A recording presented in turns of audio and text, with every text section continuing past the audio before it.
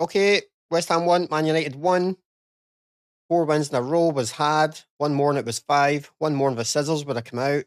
One more and Frank finally goes to see his barber and pays about £1,000 for a haircut. But not this time. And here's why. It was West Ham. And West Ham are never going to surprise us. They're never going to press high. They're never going to go toe to toe. They sat in, they were compact, they were disciplined, back low block, the defensive structure.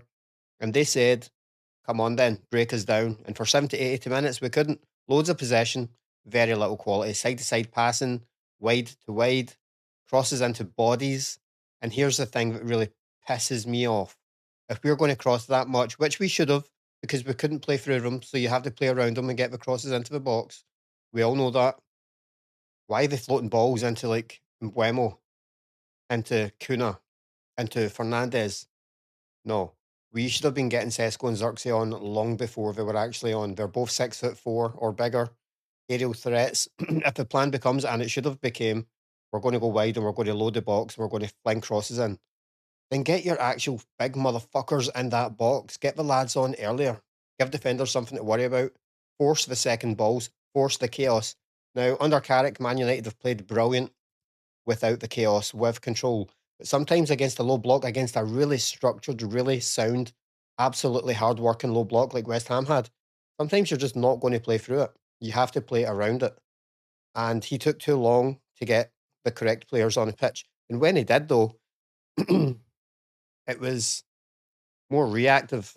He waited until it was desperate instead of getting them on earlier and actually taking the game to them the best way we could have with our best weapons for that style. Šeško, he saves us in stoppage time, but he should have had a lot more minutes on the pitch and he could have maybe won us the match. It was a massive moment though. It was a rescue. It's not control. And that's the bigger concern. This is not new. We've not been able to beat a low block team, really, under Amarim. And now again, I mean, I'm not going to blame Carrick. It was a brilliant, brilliant display from West Ham defensively. They were fucking amazing. You cannot take that away from them. I think a lot of teams would have struggled to get through that team. But against teams that open up and play against us, we look sharp. Against teams that are organised and low blocks, it's extremely blunt. It's a slow tempo. There's not enough central movement. There's not enough rotation between the forward four. Not enough runners in behind. If there is space to even run in behind, it's too predictable. And if we want to be serious, if we want to solve that problem, because you're not going to be able to play against teams every week that are going to go toe to toe, that are going to try and open you up, that are going to try and hold on to the ball. Sometimes you just got to break down the door. And tonight we barely huffed and puffed. We definitely didn't break down the fucking door. So anyway, back to square one, back to try and get on a little winning streak. Although we're still undefeated, still 5 games under Carrick undefeated. So that's something. But anyway, let's get into the player reviews. Let's see who actually done a good fucking job. Was there anyone? Let's find out. Okay, first, as always, we have the goalkeeper, San Lamens. He was solid. Didn't have much to do. West Ham were not peppering him. There was a goal. The cross comes in, Souček arrives, but that's more on the defenders than it is on him. Could he done better? Well, what could he have done? It's a reflex save at best, if it happens. He was in the correct position. It was so close to him. All you can do sometimes is stick a hand out. Sometimes it hits you, sometimes it doesn't. This time it doesn't. It goes in the corner of the net. So yeah, but no errors. Distribution was okay. He was fine, nothing wrong. But for this match, he gets a 6.2. And now for Diego Dalot, right back, and he had a lot of the ball, as you would expect when you have a lot of the possession. But the main issue is when your fullback sees that much territory, you expect something, and there wasn't much from him going forward. There was a wee shot. That's about it. It was receive, get yourself set, get a cross in. Maybe it's blocked, and again, maybe you just pass it to someone in midfield. You're trying to beat a low block. The fullbacks aren't going to have a lot of the ball, especially when you're trying to play through the centre for most of the match. It was an okay performance, but there was nothing going forward, and he wasn't the only one that was adding nothing going forward. So for this match, the low 6 out of 10. Now we're going to have the other side. It's going to be Luke Shaw. And again, just like the low, West Ham are going to let these guys have the ball because they know that Mbuemo, they know that Kuna, they know that Fernandez, they're not going to do anything. If a cross comes in, West Ham are wanting that all day long. He did have a few crosses. He got a lot of passes in. I think he had a shot on target as well. With a couple of key passes. But like I said, West Ham were happy. If the ball's out wide with those people in the centre, West Ham are extremely happy. There was no overlaps. There was no quick cutbacks. No surprises. He was okay, but nothing brilliant. For Shaw, I'm going to give him a 6.8, simply for the key passes and the shot at target, which Dillo didn't have. Now the big man, big square dome, big Harry Maguire, and as usual, he wins his duels. He cleared what needed cleared. He won in the air what needed won. He didn't get bullied. I mean, he is the bully on that pitch. He didn't switch off. It was a solid defensive performance from the guy. But we weren't defending a lot. So, take from that what you will. It was a game where you had to break down the opposition. So having all these defenders saying they're having a decent match statistically, that's pointless. You've got to get a fucking goal, especially when you're 1-0 down, especially against a team with a low block. He moved it safely, didn't take risks, and that's fine. But as a centre back against a low block, you need people like Harry getting in the fucking box. Wish I took risks, put him up there, and just leave maybe Casemiro sitting deeper, or even Manu. Get him right up in that box in games like this. But defensively, he was sound. It was actually, I think he won all his duels. I think he tackled, and I think he won all his tackles. Passing 51 out of 53. So, can't argue statistically that the manager should have been telling him, get fucking up there. But so for this match, I'm going to give him a 7. 7 for Harry Maguire. Now for Martinez, and he was probably the most proactive at the back. If you look at his passes again, 2 matches in a row where this guy's had over 100 passes. He stepped in, he played through the lines, he tried to anyway, looked for certain passes, central passes, and instead of just recycling wide, he tried different things. If you look at his pass map, it is all over the fucking field. He's trying all sorts of ways to get this team in a scoring position, which just did not happen.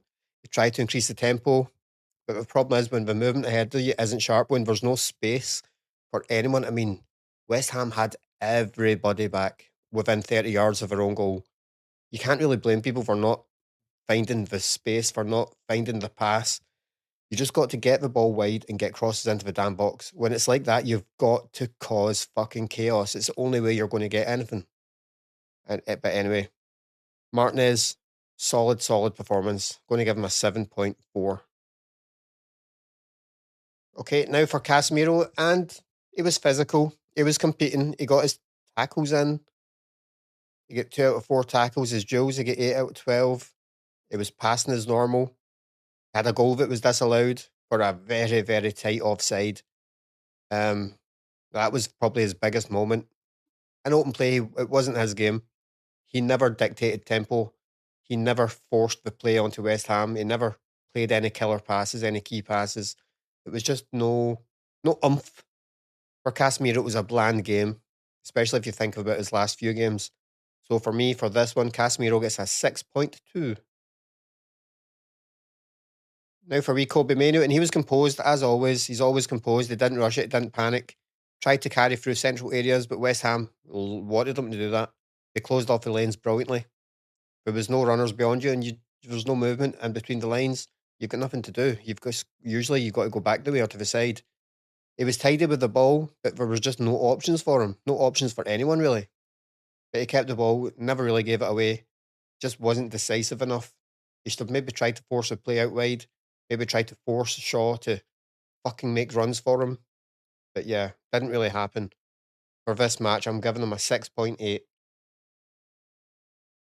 Okay, now for Amad Diallo. He was tidy in tight areas, but he didn't really isolate his man enough. I love seeing this guy get on the ball and run at people, especially if teams are sitting deep. You want your winger to make something happen one-on-one. Draw a foul, beat a man, create panic. Didn't really happen for him. But like I said before, it didn't really happen for anyone. Wasn't enough threat, wasn't enough running, wasn't enough directness. I think he only had 4 dribbling attempts. Okay, 3 of them were successful. But you've just got to keep on trying. Recycling the ball was just not what this match needed. He should have been fucking running at people, running at the fullbacks, running at the central defenders, just drawing fouls, getting people booked. Just do something to change it up. For this match, Ahmad's getting a 6. Now for Bruno Fernandes, and it's always a terrible fucking Man United performance, or at least attacking performance, when Bruno Fernandes has 0 shots on target.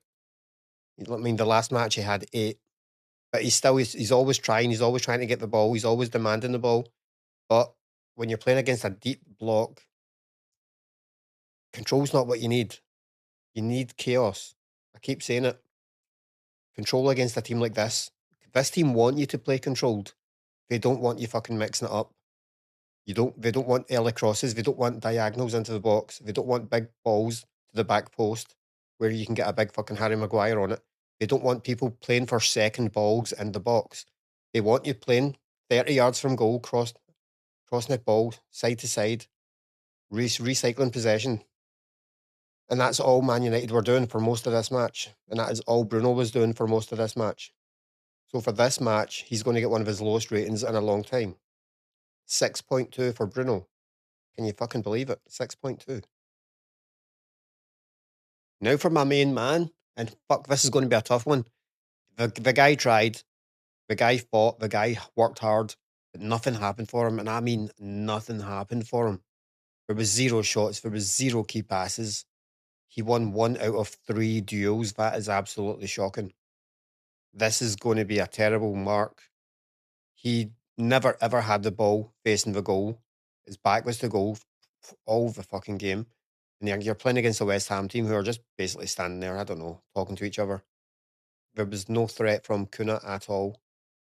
Against a low block, we might need to think about keeping this guy on the bench. If we think teams are going to play low, if this is his standard, if there's no space to play in, if there's no lines to play between, it's not a good look for him. For this match, I'm going to give him a 5. It was absolutely diabolical from Kuna. Hopefully, this is just a one-off, and it is not as standard against a low block, because a lot of teams are going to fucking play a low block against Man U. So yeah, 5 out of 10. Needs to do better. Now for Mbeumo, and he worked hard, as always. We all know he does. Had a couple of shots, none of them on target. Had 2 key passes, but again, it was just, you're fucking pissing against the wind. There was nothing going for him. The service wasn't sharp. The space was extremely tight. When the ball did come, it was into bodies. They were surrounding him, all over him. He's a short wee guy. He's about 4'1". No, he's not really. I don't know what he is, like 5'7", 5'8", but you can't be crossing the ball into him. He should have been dropped deeper and Big Šeško flung up there a lot sooner, like half time probably. So for this match alone, Mbeumo was trying. It just wasn't happening for him. I'm going to give him a 6.3. Okay, now a wee short one for the subs. And the subs that came on, it was Šeško, it was Zirkzee, and it was Euro. They came on far too late. Šeško, I believe they came on at, was it like 65, 66 to 70 minutes or something like that. And as soon as he was on, back to goal, one touch, turn, shot. Keeper saved it, but it was like almost instant. There's a big giant guy in the box, a big giant presence up there, and it just gives defenders something to fucking think about, an actual threat. And then the cross comes in, late on, scores a goal. But we also had Zirkzee coming on at some point, and almost immediately again, someone crossed the ball, and this big 6'4", 5-inch motherfucker got his big stupid dome on it. Yeah, it just went by a post, he missed, but it's what you get when you have big giant motherfuckers in the box. They should have both been on the field earlier, especially when Harry Maguire had to go off. I don't know why he had to go off. I don't know if he was injured or whatever, but yeah, we brought Euro on at roughly the same time as Šeško. So, but anyway, Euro and Zirkzee, I'll just give them to a 6. Benjamin Šeško gets himself an 8, gets himself a man of the match, gets himself a goal, gets himself a recognition of the type of games where we need to start him. In fact, we probably need to start him a lot more, not just against the low block teams, but when you want to try something new, when you want to do a little bit different, it can't always be brilliant play around the box and the 1-2s and little brilliant runs. Sometimes you just got to get the fucking ball in there, play for second balls, and smash one into the fucking net. So yeah, man of the match is a guy that came off the bench and scored a really, really tidy little goal. Benjamin Šeško, 8 out of 10. So there we have it. Who do you agree with? Who do you not agree with? It was a 1-1 draw. It was a point rescued, or was it 2-point dropped? For me personally, I think it was a really, really good point. West Ham were never going to be easy. They were never going to play into our hands. They were never going to fucking be pressing us high. And I think it was a pretty good point. I do think Carrick made a mistake in not putting the big boys on sooner. But anyway, Šeško saved us, and the bigger question is, can we ever find a way to beat a low block? You're not going to get open games every week. Sometimes you've got to unlock a door, move it quicker, commit earlier, make the adjustment sooner. Carrick, that one's for you. On that match, we didn't do it well enough. We didn't do it quick enough. And the scissors were still in the drawer. Sorry, fucking Frank. But bigger than that, the lesson stays on the table. We've got to learn it. Got to learn these lessons. But we go again. We're still undefeated in 5 under Carrick. Let's go for match 6. I think there's a wee break now before the next game. Because, Man United are out of every single fucking cup competition. But yeah, that is what it is. Anyway, let's have you. Next one.